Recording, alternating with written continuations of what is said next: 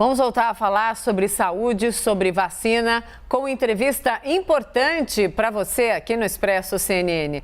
Vamos falar então mais sobre o assunto, que é recorrente, sim, pela urgência dele, as vacinas. Pelo menos 9 capitais estão com a aplicação da segunda dose contra a Covid suspensa pela falta de doses. Sobre isso e muito mais, eu converso agora então com a epidemiologista e ex-coordenadora do Programa Nacional de Imunizações, a Carla Domingues. Carla, boa noite, bem-vinda de volta aqui ao Expresso. Mona Lisa falando, você me ouve bem? Olá, Mona Lisa, como vai você?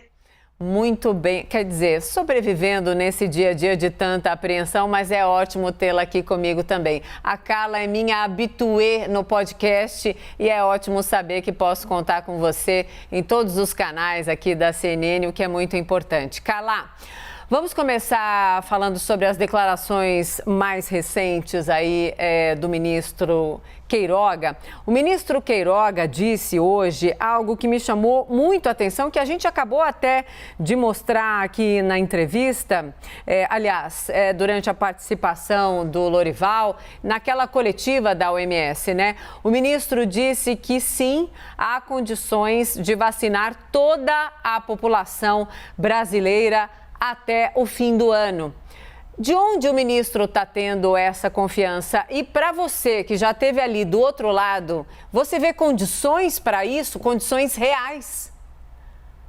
Mona Lisa, nós vamos ter que acompanhar como é que vai ser o cronograma de entrega, tanto de Biomanguinhos quanto do Butantan, se não vai continuar tendo atrasos, né? Nós vimos no início, o Biomanguinhos teve muito atraso, agora parece que conseguiu regularizar. No entanto, o Butantan, que estava conseguindo fazer as entregas regulares, agora atrasou. Então, um atrasa e o outro também. Então, a gente precisa que esses dois laboratórios consigam manter o cronograma sem nenhum atraso. Vai entrar a Pfizer agora também no nosso cronograma, né, no calendário do Ministério da Saúde. Vamos ver como eles vão conseguir fornecer as vacinas, se não vai ter entrega, atraso nas remessas. Então, eu acho que enquanto a gente não tiver uma quantidade de vacinas suficientes, né, entregues aos municípios, para que a gente não veja esses abastecimentos que nós estamos vendo, tanto da primeira dose ou como da segunda, eu acho que ainda é muito precoce fazer qualquer análise de que nós teremos a população brasileira vacinada até o final do ano. Sim, Carla,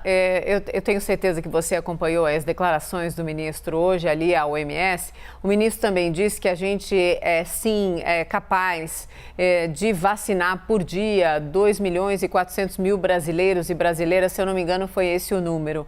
Mas assim, factível mesmo, uma vacinação que funcione, que não tenha fila, que não tenha o que a gente está vendo em várias cidades, né? Idosos indo para a fila de vacinação, se amontoando ali de madrugada. Qual que seria a rotina normal e segura de vacinação para o nosso país, que sim tenha o seu sistema de vacinação fantástico, que, se eu não me engano, com 38 mil pontos de vacinação espalhados por esse país continental. Carla?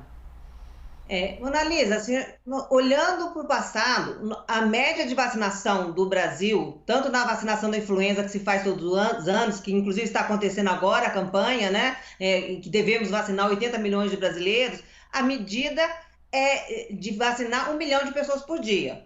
Agora, nós estamos vendo outras estratégias sendo usadas, como os drive-thrus, vacinações em escolas, em ginásio. Então, uma mobilização extra para buscar essa melhoria da cobertura vacinal. Então, eu acredito que com esse esforço, se nós tivéssemos vacina, nós poderíamos aí ter, sim, em torno de 2 milhões de pessoas sendo vacinadas por dia. Agora, para isso, é preciso ter vacina, né, Mona Lisa? Sem isso, não adianta ter uma estrutura que ela vai continuar tendo que parar várias vezes.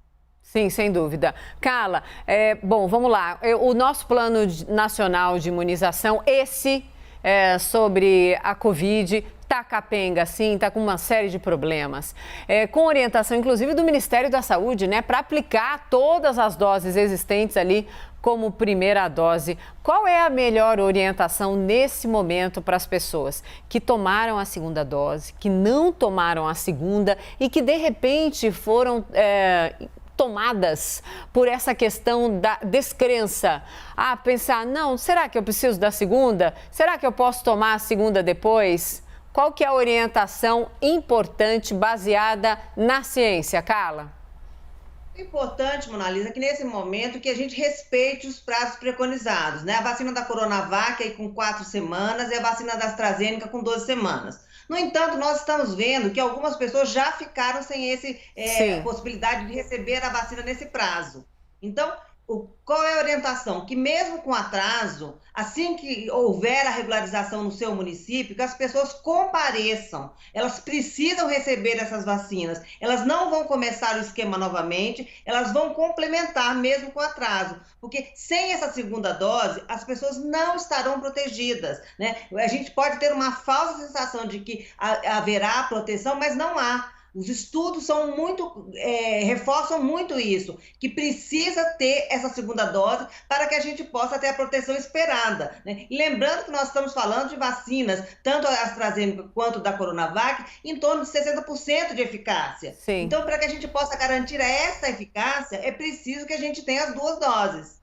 Mesmo que seja muito fora do prazo orientado, relacionado a essas 2 vacinas, mesmo assim? Sim.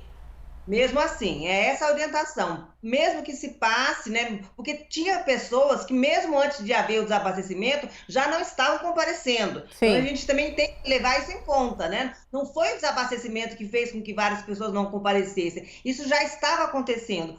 Acredito que muito pelo fato de que está faltando uma comunicação forte, né, para que chame essas pessoas, que esclareçam que elas precisam tomar a vacina, né? As pessoas não estão habituadas a fazer uma campanha de vacinação e ter que voltar rapidamente para tomar uma segunda dose. Sim. Né? Então, há esse desconhecimento, né? Então, não houve uma campanha de mobilização atentando para esse fato. Então, eu acredito que assim que regularizar essa dose, que seria importante que o governo federal fizesse um chamado, né, para que a população volte ao posto de saúde e que ela receba as 2 doses. Sim, campanhas, né, de esclarecimento constantes em todo lugar. Rádio, televisão, internet, qualquer lugar, outdoors, onde puder ter outdoors, qualquer lugar com a informação que é de fato prestação de serviço e fundamental para que então as pessoas fiquem imunizadas.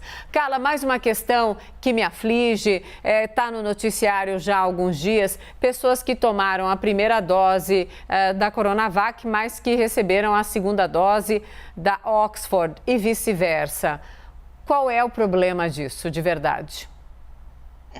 Possivelmente, né, nós de novo estamos falando da questão do pré-cadastro, né, que não foi feito, né? Se a gente tivesse organizado esse pré-cadastro, possivelmente muitos desses erros deixariam de acontecer. No entanto, o que a gente está vendo, né? As pessoas não estão tendo cuidado de quando chega a pessoa para ser vacinada, de olhar a caderneta de vacinação. Sim. Né? Esse é o que nós chamamos, um procedimento básico. Você tem que, antes de fazer a vacina, você tem que olhar a caderneta de vacinação da pessoa, identificar que vacina que ela tomou, para só assim aplicar a segunda dose. Então, e agora você imagina, se as pessoas perderem a caderneta de vacinação, como é que nós vamos identificar essas pessoas para saber exatamente qual foi a vacina que ela tomou? Por isso, é fundamental que os municípios estejam registrando essas pessoas no sistema de informação, né, dentro dos seus computadores, nos municípios, para que se a pessoa perder a caderneta, você possa recuperar essa informação e aplicar a vacina correta, né? Ainda não existem estudos, Mona Lisa, que digam que a gente pode misturar vacina. Sim. Não, quem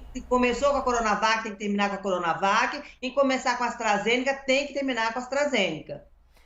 Pois é, eu adoro conversar com você por causa disso. O papo é reto, a informação é direta e cheia de firmeza. Carla, muito obrigada de em plena sexta-noite tirar um tempinho para conversar comigo. Me coloque sempre aí na lista, quero te ouvir sempre em qualquer lugar, aqui na TV ou no podcast, faz toda a diferença tê-la. Obrigada, boa noite e cuide-se.